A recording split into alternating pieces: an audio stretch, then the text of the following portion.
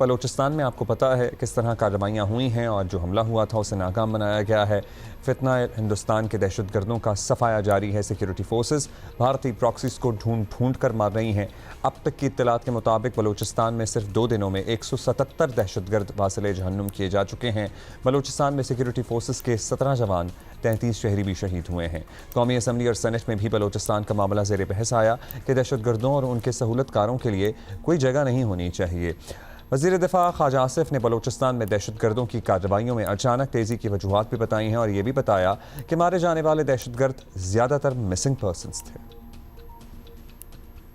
لوگ کہتے ہیں کہ یہ جو ٹیررسٹ ہوتے ہیں یا کوئی نیشنلسٹ تحریک ہوتی ہے ان سے مذاکرات کرنے چاہیے، لیکن یہ جو تحریک ہے یا یہ جو لوگ ہیں جن کے 177 لوگ جو ہے جو مجرم یا جرائم پیشہ لوگ جو مارے گئے، اس کا نہ کوئی سیاسی ایڈنٹی ہے نہ کوئی قوم پرست ایڈنٹی ہے۔ یہ ساری کی ساری تمام تر جو ان کی جعلی جو کورز تھے قوم پرست ہونے کا یا سیاسی ہونے کا یا حقوقی جنگ ہونے کا، وہ سارے کا سارا جو ہے ختم ہو گیا اور ایک جرائم پیشہ لوگوں کی تحریک جو ہے اس نے جنم لے لیا یا اس میں یہ ساری کنورٹ ہوگی۔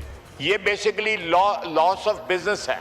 یہ کاروباری نقصانات کو ریکور کرنے کے لیے وہاں پہ تحریک چلائی جا رہی ہے۔ یہ جو نیٹ ورک آف کرپشن جو ہے، ایران سے اجازت نامے کے اوپر جو ہے 60 روپے لیٹر کا تیل، 40 روپے لیٹر کا تیل جو ہے وہ 200 روپے لیٹر کا جو ہے کراچی میں بیچ رہے ہیں۔ 4 ارب روپیہ ڈیلی منافع یہ لوگ کما رہے ہیں جو اس وقت جو ہے تحریک چلا رہے ہیں جس کو اس کو فنڈ کر رہے ہیں۔ 4 ارب روپیہ ڈیلی جو ہے صرف تیل کی اسمگلنگ سے، جس کو روکا گیا ہے، جس کی وجہ سے وہ کیا کہتے ہیں ان کے دم کے اوپر پیر آیا ہے اور یہ سارا کچھ وہاں پہ جو امن و امان جو ہے برباد ہوا ہے اس کی مین وجہ جو ہے آپ کو بتا رہا ہوں۔ اور یہ ایک نیکسس بن گیا ہے، وہاں پہ جو بیوروکریسی ہے اس کے ساتھ جو ٹرائبل لیڈرشپ ہے اور کرمنل ایلیمنٹس کا یہ ایک نیکسس بن کے اس ساری تحریک کو، جو اس کا کلیم کوئی اور تھا لیکن مقصد کوئی اس وقت اور بن گیا۔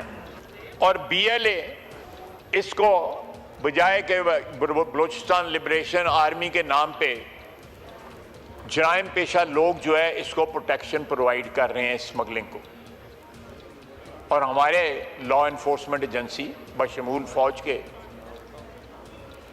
ان کے خلاف جو ہے برسر پیکار ہے۔ پچھلے 2 دن کے اندر، پرسوں اور اس کے بعد ترسوں جو ہے، میں آپ کو ایگزیکٹ فگرز جو ہے آپ بتاتا ہوں کہ ٹیررسٹ 177 جو ہے مارے گئے، ہمارے جو شہید ہوئے ہیں 17، جس میں 10 پولیس والے ہیں، 6 ایف سی کے ہیں اور 1 لیویز کا ہے۔ سویلین شہید جو ہے مینلی گوادر میں ہوئے ہیں وہ 33 ہیں۔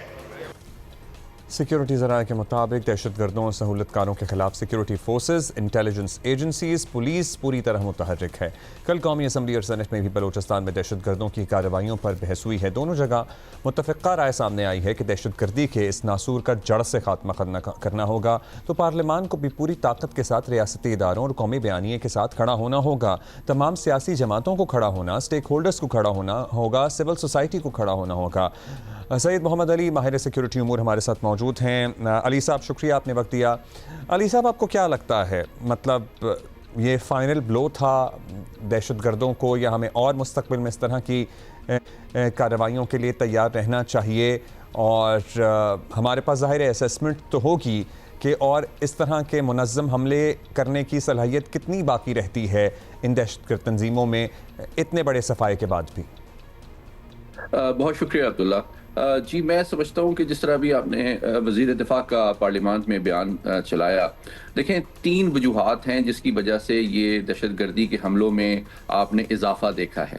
ایک اس کا معاشی پہلو وزیر دفاع نے بتایا کہ جناب پچھلے کچھ عرصے میں ہمارے بارڈر سیکیورٹی فورسز نے اور قانون نافذ کرنے والے اداروں نے جو ان کی معاشی کمک اور رصد ہے اس پہ کافی زیادہ کاری ضرب لگائی ہے، کیونکہ جو مالی معاونت ہو رہی تھی ان دہشت گرد تنظیموں کی وہ بڑی بری طرح متاثر ہوئی ہے، اور جو اسمگلنگ ہوتی تھی پاک ایران بارڈر پہ اس پہ بہت زیادہ اس میں کامیابی بھی حاصل ہوئی ہے اور کمی آئی ہے۔ دوسرا پہلو جو ہے وہ میں سمجھتا ہوں اس خطے کی جو تزویراتی صورتحال بن رہی ہے، کیونکہ دیکھیں بنیادی طور پہ یہ جو بلوچ دہشت گرد ہیں یہ بلوچستان کو آزاد کرنا چاہتے ہیں، تو پاکستان اور ایران دونوں سے آزاد کرنا چاہتے ہیں. تو اس وقت ایران مغربی طاقتوں اور اسرائیل کا جس طرح سے ہدف بنا ہوا ہے، میں سمجھتا ہوں وہاں بھی جس طرح کی انسٹیبلٹی کی صورتحال ہے، اس کو بی ایل اے اور بی ایل ایف نے بھی ایک موقع جانا ہے کہ بلوچستان کو بھی اسی طرح ڈیسٹیبلائز کیا جائے اور اپنی جو ناکام ان کی حکمت عملی ہے اس کو مزید جو ہے وہ ہوا دی جائے. لیکن آپ نے جس طرح بالکل صحیح کہا کہ 2 دن کے اندر 177 دہشت گردوں کو ہم نے واصل جہنم کیا ہے، اور اس سے یہ ثابت ہوتا ہے کہ ہمارے جو انٹیلیجنس ادارے ہیں اور لا انفورسمنٹ ایجنسیز ہیں وہ مکمل طور پر مستعد ہیں، اور اگر کہیں سے بھی کسی قسم کی دہشت گردی کی کارروائی کی جائے گی تو یقینی طور پر اس کا فوری طور پہ قلع کما کیا جائے گا.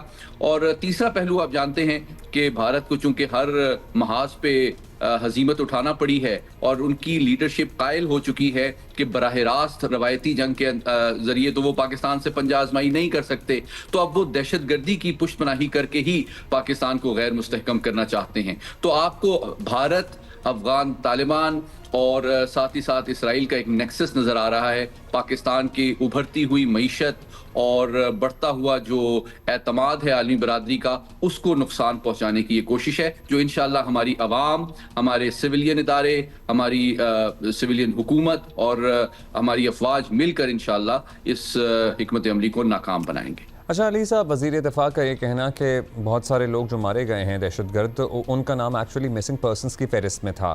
یہ ایشو بھی بہت سالوں سے ہے، بڑا ڈسکس ہوتا رہا ہے، ذرا سینسٹیو معاملہ ہے، اس پہ مختلف لوگوں کی مختلف آراء ہے. اب یہ جو ڈیوائڈ ان اوپینین ہے، یہ ہم آپ کو لگتا ہے کہ ڈائیلاگ کے ذریعے، آگاہی کے ذریعے، لوگوں سے بات کر کے اس کو سارٹ آؤٹ کر سکتے ہیں، ایک یونیفائڈ اوپینین بنا سکتے ہیں ان معاملات پر؟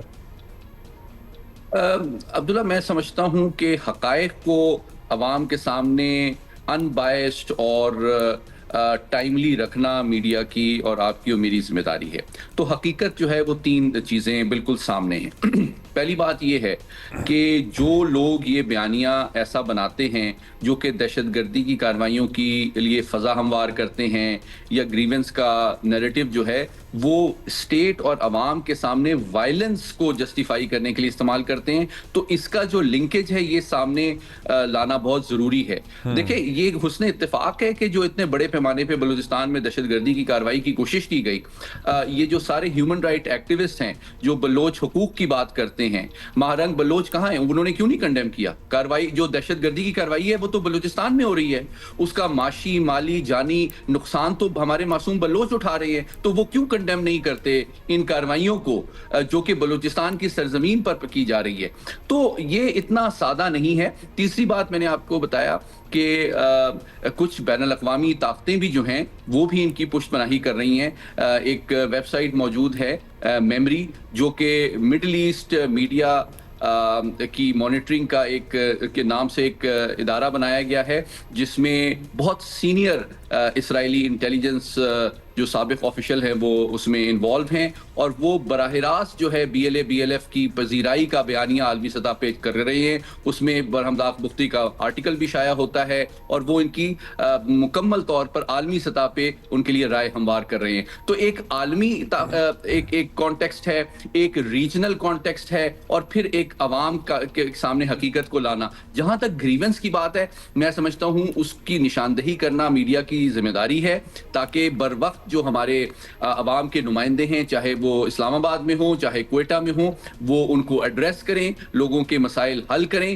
لیکن بنیادی طور پہ ہمیں تفریق کرنے کی ضرورت ہے عبداللہ ان لوگوں میں جو کہ جینوئن گریونس رکھتے ہیں لیکن آئین قانون کے دائرے کے اندر رہتے ہوئے اپنے پروٹیسٹ کا حق بھی استعمال کرتے ہیں اور اپنے حق کے لیے جدوجہد بھی کرتے ہیں. لیکن وہ لوگ جو اس نیریٹو کو استعمال کر کے ریاست پر بھی حملہ کرتے ہیں، معصوم لوگوں کو بھی شہید کرتے ہیں، میں سمجھتا ہوں ان کی بے کنی اور نشاندہی ضروری بھی ہے، اور ان میں تفریق کرنا بہت ضروری ہے.